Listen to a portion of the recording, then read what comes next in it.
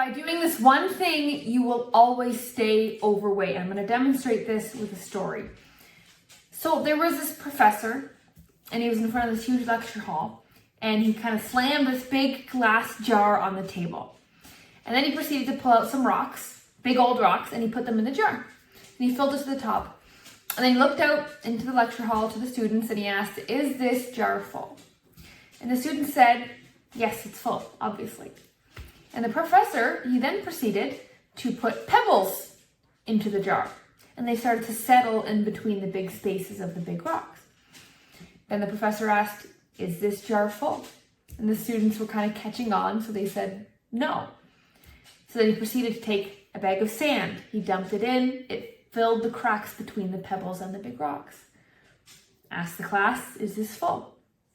And then for his last little surprise, he took some water, a big jug of water, dumped it in, and that even filled in between the sand.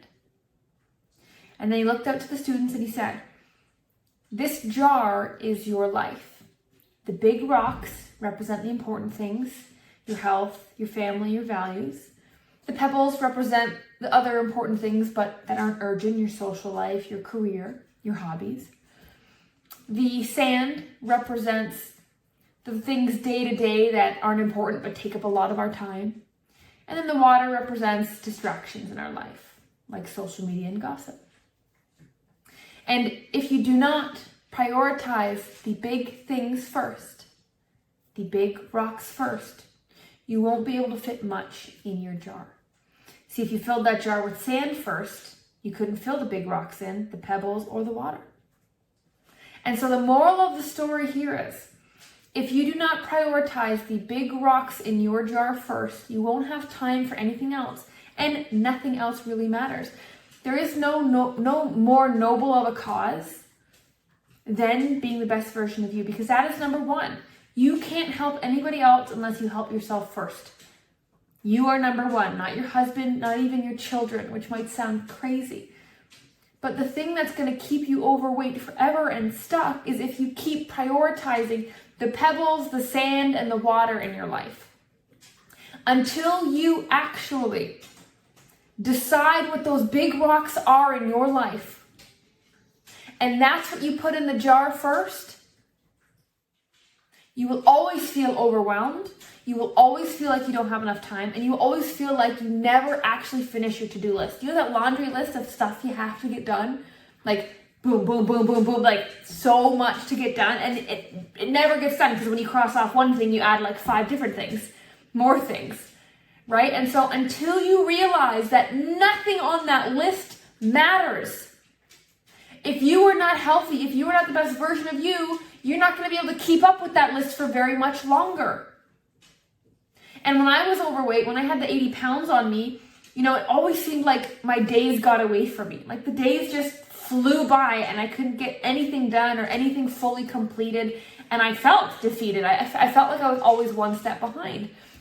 I would prioritize that my family ate well. I'd make sure they had food on the table, but then I didn't prioritize a meal for me. And so I'd end up making something quick and fast, usually a spoonful of peanut butter in the pantry late at night. Right? A couple spoonfuls of ice cream, a handful of chips, fast and easy, because I didn't make time for me. I made time for everybody else except me. I made sure my friends and family stayed active, and I'd recommend workouts, and I'd invite them to the gym that I owned at the time, Kingdom of Iron. But again, I didn't make time for my workouts. I was focused on everybody else. At the end of the day, I had no motivation and definitely no energy to take care of myself and get a workout in. And so I was left burnt out and starting to get a little resentful, actually. A little resentful to all these people that I was giving all my energy to. And it wasn't until I said, enough is enough. I'm never going to have enough time. I need to make the time. That's the key here, guys. It's not how do I rearrange my schedule or what can I pawn off on the husband and we can switch. It's not about rearranging or there's some magic thing that you're missing or one thing you can drop, one thing you can add. It's not the key here. It's never going to be that. There's never going to be the right time. You're never going to have the right information, enough information. It's about making the time. If you don't make the time for your health, life will make you slow down and get sick. That's how this works. And so you have to prioritize the big rocks in your life, or you're not going to be the best mom you can be. You're not going to succeed in your career. You're not going to be able to have time for hobbies and fun and adventure and excitement, which is what life is all about. So if you feel like you have been stuck on your weight loss journey, if you feel like you just can't get in front of your health, there's no special answer here. It's you need to prioritize. But here's the thing. I used to think that meant going all in and being perfect, right? I used to think that meant every single day, I need to make time to go to the gym. I need to meal prep for hours. I used to think it took a lot of effort and time to do that, which I wasn't willing to do because then I'd have to give up all the other things, right? I couldn't take care of the kids as much as I wanted to. I couldn't take care of my husband as much as I wanted to. I couldn't do all the things that I had to do because I had to get healthy. But you don't have to sacrifice being your best self, getting healthy, losing weight, and then dropping the other things, right? Because that's just as bad, right? We're living in two extremes, and we want to find balance because that's how we find sustainability, and we don't just start another fad diet and fall off and then bang our heads against the wall because like, why did we put all this effort in? Now we have no results to show it. Maybe we just wasted a bunch of money, a bunch of time, and you still don't fit into the pants. You still don't like taking pictures. You're still not confident when you stare in the mirror. You're still going to wear a cover up at the beach. Like, it's exhausting. It is exhausting. So you need to, from this moment on, prioritize the big rocks, your health. Everything else will fall into place. It will fall into your jar of your life if you do that.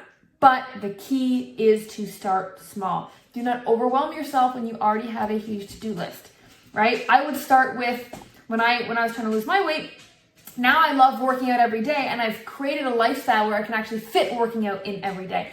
But that is not how it started. It started with me doing 10 squats while I brushed my teeth because that's all I could fit in or all I could motivate myself to do, right? It started with me adding, an extra cup of broccoli at my dinner, even if it was pizza, So it's like, what are the small things that you can do? Because we think they don't work or they're not going to matter or be impactful, but I promise you that they are.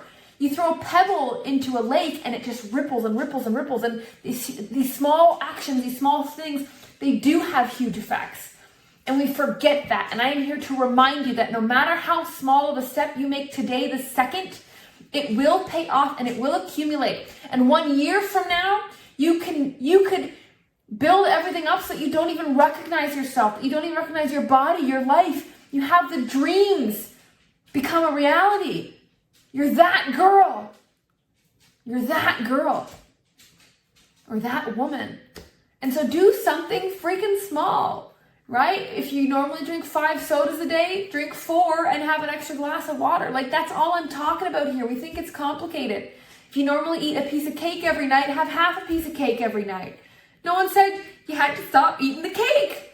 In fact, thinking we had to stop eating the cake makes us want the cake more, and then we usually have 5 slices because we're like, oh my God, I'm never going to get it again. Oh my God, I'm going to start being super strict on Monday because I have to lose 10 pounds in 2 days before my friend's wedding. Like, it's just, it's exhausting, and I don't want you to go through that anymore because it's not that complicated, and we're almost doing it to ourselves, Like, if you just breathe, make a few little tweaks, and then remember that it's about always prioritizing the big things. It's not about perfectly prioritizing the big things right now. It is imperfectly prioritizing your big things from now until forever. So take that thought with you and decide, what can I do today that shows me I'm fitting the big rocks in my jar first?